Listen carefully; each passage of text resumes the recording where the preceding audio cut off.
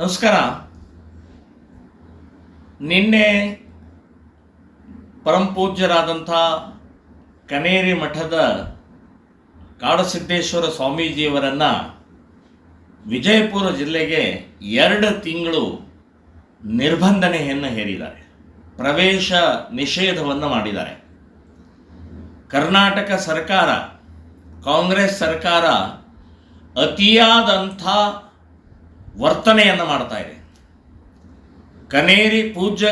ಕನೇರಿ ಮಠದ ಸ್ವಾಮೀಜಿಯವರ ಕಾರ್ಯ ಅಗಾಧವಾದಂಥ, ಆದರ್ಶವಾದಂಥ, ಧರ್ಮಕ್ಕೆ, ಸತ್ಯಕ್ಕೆ, ಜನರಿಗೆ, ರೈತರಿಗೆ ಪೂರಕವಾದಂಥ ಕಾರ್ಯವನ್ನು ಮಾಡ್ತಾ ಇರುವಂಥ ಇವತ್ತು ವ್ಯಕ್ತಿಗೆ ನೀವು ನಿರ್ಬಂಧನೆ ಹೇರ್ತೀರಿ ಅಂತಂದರೆ ನಿಮ್ಮಂಥ ಕಾಂಗ್ರೆಸ್ ಸರ್ಕಾರಕ್ಕೆ ಧಿಕ್ಕಾರ ಹೇಳ್ತಾ ಇದ್ದೀನಿ ನಾವು. ಇವತ್ತು ಈ ಮಟ್ಟಕ್ಕೆ ನೀವು ಇಳಿದ್ರಿ.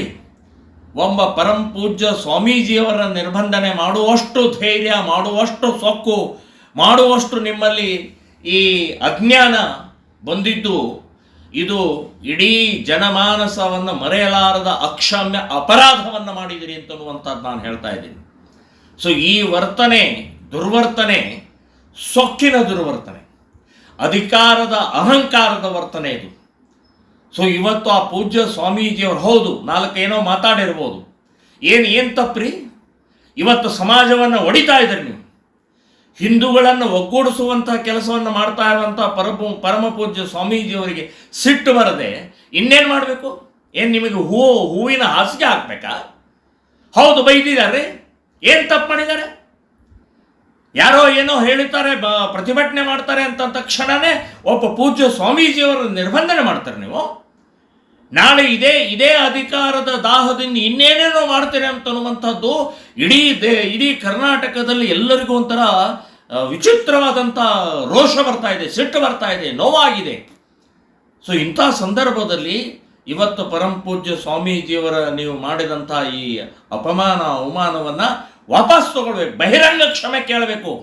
ನಾನು ವಿಶೇಷವಾಗಿ ಅಲ್ಲಿ ವಿಜಯಪುರ ಜಿಲ್ಲೆಯ ಮಂತ್ರಿಗಳಾದಂಥ ಅವರಿಗೆ ನಾನು ಹೇಳ್ತಾ ಇದ್ದೀನಿ, ನಿಮ್ಮ ಈ ಕುಕೃತ್ಯ ಸರಿಯಲ್ಲ ಅಂತನ್ನುವಂಥದ್ದು ಹೇಳ್ತಾ ಇದ್ದೀನಿ.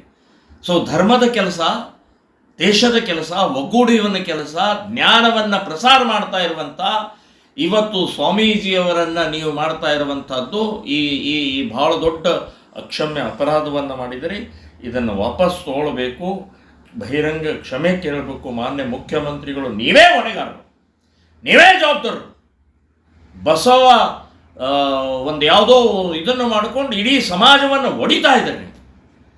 ಸಮಾಜವನ್ನು ಒಡೆದು ಹಾಳು ಮಾಡ್ತಾ ಇದ್ದಾರೆ ನೀವು. ಸೊ ಈ ಕುಕೃತ್ಯ ಇನ್ನು ನಮ್ಮ ಸಮಾಜ ಇದನ್ನು ಒಪ್ಪೋದಿಲ್ಲ ಅಂತನ್ನುವಂಥದ್ದು ಹೇಳ್ತಾ ಇದ್ದೀನಿ. ಅಂಥ ಪೂಜ್ಯ ಸ್ವಾಮೀಜಿವರೆಗೆ ಮಾಡಿದ ಅವಮಾನವನ್ನು ಬಹಿರಂಗವಾಗಿ ಕ್ಷಮೆ ಕೇಳಿ ನೀವು ನಿರ್ಬಂಧನೆಯನ್ನು ವಾಪಸ್ ತಗೊಳ್ಬೇಕು ಅಂತನ್ನುವಂಥದ್ದು ಈ ಸಂದರ್ಭದಲ್ಲಿ ಹೇಳ್ತೇನೆ. ತೋಳದೆ ಇದ್ದರೆ ಇಡೀ ರಾಜ್ಯಾದ್ಯಂತ ಶ್ರೀರಾಮ ಸೇನೆ ಸಂಘಟನೆ, ಹಿಂದೂ ಸಂಘಟನೆ, ಎಲ್ಲ ಪೂಜ್ಯರು ಸೇರಿ ದೊಡ್ಡ ಪ್ರಮಾಣದಲ್ಲಿ ಪ್ರತಿಭಟನೆಯನ್ನು ಬೀದಿಗಿಳಿಬೇಕಾಗತ್ತೆ ಅಂತನ್ನುವಂಥ ಎಚ್ಚರಿಕೆಯನ್ನು ನಾನು ಕೊಡ್ತಾ ಇದ್ದೀನಿ.